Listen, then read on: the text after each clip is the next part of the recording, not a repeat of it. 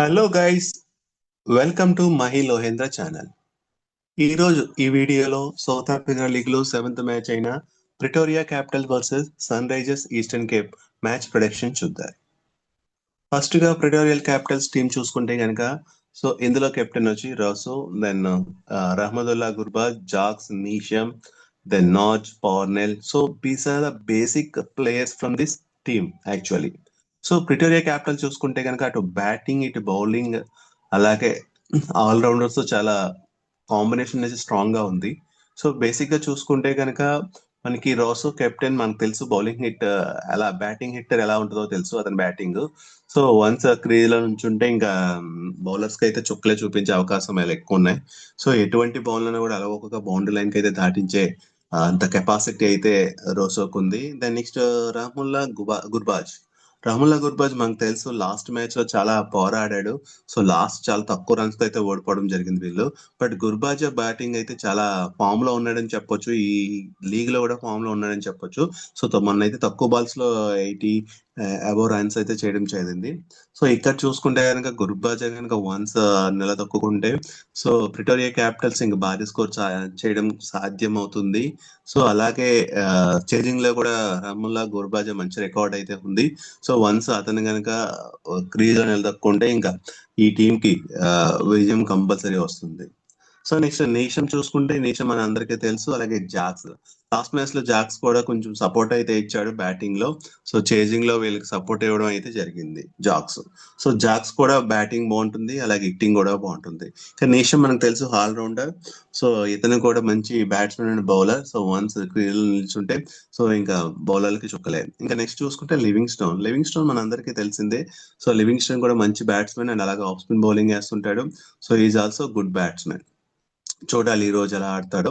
Next Nortje మనకు తెలుసు fast bowler, speed star. So bowling అయితే మటుకి చాలా స్ట్రాంగ్ గా ఉంటది.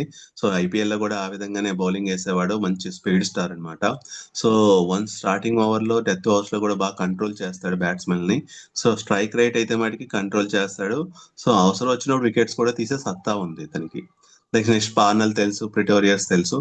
So this are the bowling team తో అయితే చాలా స్ట్రాంగ్ గా ఉందని చెప్పొచ్చు. సో ఇది ప్రిటోరియస్ క్యాపిటల్ యొక్క టీమ్ అనాలిసిస్. ఇంకా sun Risers Eastern Cape playing 11 and prediction చూసుకుంటే సో మన అందరికీ తెలుసు కెప్టెన్ మార్క్రమ్. సో మార్క్రమ్ వచ్చి తెలుసు మనకి. సో వీళ్ళైతే మంచి ఫామ్ లో ఉన్నారని చెప్పొచ్చు. ప్రీవియస్ సిరీస్ లో కూడా చాలా బాగా ఆడారు వీళ్ళందరూ. సో దాన్ని బట్టి చదివచ్చు. అంటే ఈ సీజన్ లో కూడా వీళ్ళు ఫామ్ లో ఉన్నారని చెప్పొచ్చు. మార్క్రమ్ వన్స్ మనందరికి తెలుసు ఈజీగా బ్యాటింగ్ అయితే చేస్తాడు. సో చాలా తక్కువ బాల్స్ లో ఎక్కువ రన్స్ అయితే కొడతాడు, అది అందరికీ తెలుసు. నెక్స్ట్ క్రావ్లీ కూడా చాలా ఫాస్ట్ గా బ్యాటింగ్ అయితే చేస్తాడు. సో స్ట్రైక్ రేట్ మెయింటైన్ చేస్తాడు. సో దెన్ అలాగే హెర్మన్ హ్యాబెల్, మనందరికీ తెలుసు బ్యాటింగ్ లో సపోర్ట్ అయితే ఉంటుంది వీళ్ళ నుంచి. ఇంకా స్టబ్స్ చూసుకుంటే కనుక స్టబ్స్ కూడా మంచి ప్లేయర్ ఇక్కడ. So wicket keeper cum player. So ఇతను కూడా చాలా తక్కువ బాల్స్ లో ఎక్కువ రన్స్ అయితే కొడతాడు. సో అవతల టీం కి చేసింగ్ లో అయితే మటుకి చుక్కలు అయితే చూపించే వ్యక్తే ఇతను. సో ఎంత టార్గెట్ ఉన్నా కూడా దానికి తగ్గట్టుగా బ్యాటింగ్ చేసే సత్తా అయితే స్టబ్స్ కు ఉంది. సో ఫస్ట్ బ్యాటింగ్ లో అన్నా కూడా బేస్ ఆన్ సిచ్యువేషన్ బట్టి ఇతను క్రికెట్ అయితే ప్లేయింగ్ అయితే ఆడతాడు. సో ఇది నెక్స్ట్ ఇంక చూసుకుంటే మార్కస్ జాన్సన్ బౌలింగ్ లోను అలాగే బ్యాటింగ్ లో కూడా సపోర్ట్ చేస్తుంటారు. సో మెయిన్ బౌలింగ్ చూసుకుంటే కనుక మనకు తెలుసు మన ఇండియాతో ఆడిన మ్యాచెస్ లో కూడా బాగా పర్ఫామ్ చేశాడు. సో స్టార్టింగ్ ఓవర్స్ లో అలాగే ఫస్ట్ 6 ఓవర్స్ లో కూడా బౌలింగ్ బాగా వేస్తాడు. తక్కువ స్ట్రైక్ రేట్ తో బ్యాట్స్మెన్ కంట్రోల్ చేస్తాడు, అలా వికెట్స్ తీయడానికి మాక్సిమం ట్రై చేస్తాడు. సో ఇంకా డెత్ ఓవర్స్ లో చూసుకుంటే కనుక డెత్ ఓవర్స్ లో కూడా హ్యాకర్స్ వేయడం చాలా ఈయనకి వెనతో పెట్టిన విద్య. సో ఇక నెక్స్ట్ చూసుకుంటే కనుక స్వెప్నాల్, సెలేకా, డాసన్. సో టోటల్ ఓవరాల్ గా చూసుకుంటే బౌలింగ్ టీం కూడా చాలా స్ట్రాంగ్ గా ఉందని చెప్పొచ్చు. ఓవరాల్ గా ఈ టీం అటు బ్యాట్స్మెన్స్ ఇటు బౌలర్స్ అండ్ ఆల్ రౌండర్స్ తో ఈక్వల్ గా కాంబినేషన్ లో ఉందని చెప్పొచ్చు. నెక్స్ట్ ఇక వెన్యూ స్టాట్స్ చూసుకుంటే కనుక ఫస్ట్ ఈ మ్యాచ్ వచ్చి మనకి 4:30 PM కి అయితే స్టార్ట్ అవుతుంది. Pretoria Capitals versus sun Risers Eastern Cape 4:30 PM కి ఇండియన్ స్టాండర్డ్ టైం ప్రకారం. సో నెక్స్ట్ ఇంకా వెన్యూ చూసుకుంటే Super Sports Park Centurion stadium లో జరుగుతుంది January 14th. So 4:30 PM already చెప్పాను నేను. దెన్ నెక్స్ట్ చూసుకుంటే కనుక టీమ్ ఫామ్ చూసుకుంటే లాస్ట్ 5 మ్యాచెస్ లో సో ప్రిటోరియా క్యాపిటల్ వచ్చి లాస్ట్ 5 మ్యాచెస్ లో 2 మ్యాచెస్ విన్ అయింది, 3 మ్యాచెస్ అయితే ఓడిపోయింది. But sun Risers Eastern Cape వచ్చి లాస్ట్ 5 మ్యాచెస్ లో 3 మ్యాచెస్ అయితే విన్ అయింది, 2 మ్యాచెస్ అయితే ఓడిపోయింది. బట్ 2 టీమ్స్ కూడా లాస్ట్ మ్యాచెస్ అయితే లాస్ లో ఉన్నాయి. సో దాన్ని బట్టి కొంచెం స్ట్రాంగ్ గా వచ్చే ఛాన్సెస్ ఉన్నాయి చూద్దారి. దెన్ నెక్స్ట్ ఇంకా head to head last 10 matches form చూసుకుంటే ప్రిటోరియా క్యాపిటల్ వచ్చి 3 మ్యాచెస్ అని నెగ్గింది. So sun Risers Eastern Cape వచ్చి 2 మ్యాచెస్ నెగ్గింది. బట్ ఈ 2 కంపారిజన్ చూసుకుంటే కనుక Pretoria capital 1 match position overcome లో ఉంది, ఐఎస్ లో ఉందని చెప్పుకోవచ్చు. దాని నెక్స్ట్ పాయింట్ టేబుల్ చూసుకుంటే ప్రిటోరియా క్యాపిటల్ 2 మ్యాచెస్ కి సో ఏమీ నెగ్గలేదు, ఒక మ్యాచ్ నెగ్గింది అంటే ఒక మ్యాచ్ డ్రా అయింది, దాంతో 2 పాయింట్స్ తో ఉంది. So sun Risers Eastern Capital వచ్చి 2 మ్యాచెస్ కి 2 మ్యాచెస్ అయితే లాస్ అయింది, సో 0 పాయింట్స్ తో ఉంది. సో బోత్ టీమ్స్ కూడా 2 మ్యాచెస్ లాస్ అయ్యి, బట్ ప్రిటోరియా క్యాపిటల్స్ ఒక మ్యాచ్ అయితే రిజల్ట్ రాలేదు, సో దానివల్ల 2 పాయింట్స్ వచ్చినాయి. దెన్ నెక్స్ట్ ఇక టీమ్ కంపారిజన్ లాస్ట్ 10 మ్యాచెస్ చూసుకుంటే ప్రిటోరియా క్యాపిటల్ లాస్ట్ 10 మ్యాచెస్ లో 30% విన్ అయింది, అంటే 3 మ్యాచెస్ నెగ్గింది. 163 average score, 214 highest score, 52 lowest score అన్నమాట. ఇంకా సన్ రైజర్స్ ఈస్టర్న్ క్యాప్ చూసుకుంటే లాస్ట్ 10 మ్యాచెస్ లో 70% అయితే విన్ అయింది, 70% అంటే 7 మ్యాచెస్. దీన్ని బట్టి వీళ్ళ టీమ్ ఫామ్ అయితే బాగుందని చెప్పొచ్చు. అలాగే యావరేజ్ స్కోర్ వచ్చి 141, హైయెస్ట్ స్కోర్ వచ్చి 208 అండ్ లోయెస్ట్ స్కోర్ వచ్చి 54. సో ఇంకా ఈ వెదర్ రిపోర్ట్ చూసుకుంటే కనుక ఇక్కడ మనకి బ్యాడ్ న్యూస్ ఏంటంటే 93% హ్యూమిడిటీ ఉన్నా కూడా 65% రైన్ వచ్చే ఛాన్స్ ఉంది.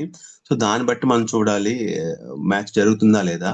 ఒకవేళ 65% అన్నాడు కాబట్టి ఒకవేళ వర్షం వచ్చి పోతే సో మనం తక్కువ అవర్స్ మ్యాచ్ అయితే చూడొచ్చు. దీన్ని బట్టి ఇంకా మనం ఇంకా ఎంటర్టైన్మెంట్ కూడా ఫీల్ అవ్వచ్చు. సో నెక్స్ట్ ఇంకా వెన్యూ స్టాట్స్ చూసుకుంటే మొత్తం 4 మ్యాచెస్ జరిగినాయి ఈ టీమ్ లో. ఈ పిచ్ లో 4 మ్యాచెస్ కి ఫస్ట్ బ్యాటింగ్ చేసిన టీం 50%, సెకండ్ బ్యాటింగ్ చేసిన టీం 50% విన్ అయింది.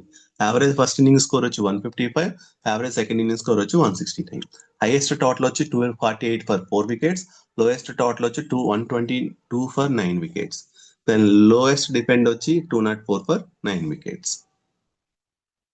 సో ఇక పేస్ వర్సెస్ స్పిన్ చూసుకుంటే కనుక బేసిక్ గా ఈ పిచ్ లో ఈ స్టాట్స్ ని బట్టి పేస్ బౌలింగ్ ఎక్కువ అనుకూలించే అవకాశం ఎక్కువ ఉంది. సో చూసుకుంటే కనుక ఇక్కడ టోటల్ 10 మ్యాచెస్ లో లాస్ట్ 10 మ్యాచెస్ లో పేస్ బౌలింగ్ వచ్చి 65 వికెట్స్ తీశారు, స్పిన్ వచ్చి 21 వికెట్స్ తీశారు. అంటే పేస్ బౌలర్స్ 76% వికెట్స్ అయితే తీయడం ఉంది, స్పిన్ బౌలర్స్ ఓన్లీ 24% వికెట్స్ తీయడం జరిగింది. సో ఇది overall analysis based on this analysis and prediction. So ఈ 2 టీమ్స్ లో నెగ్గేది ప్రిటోరియా క్యాపిటల్స్. కానీ టాస్ వేసిన తర్వాత యాక్చువల్ రిజల్ట్ మా ఛానల్ అయితే పోస్ట్ చేయడం జరుగుతుంది.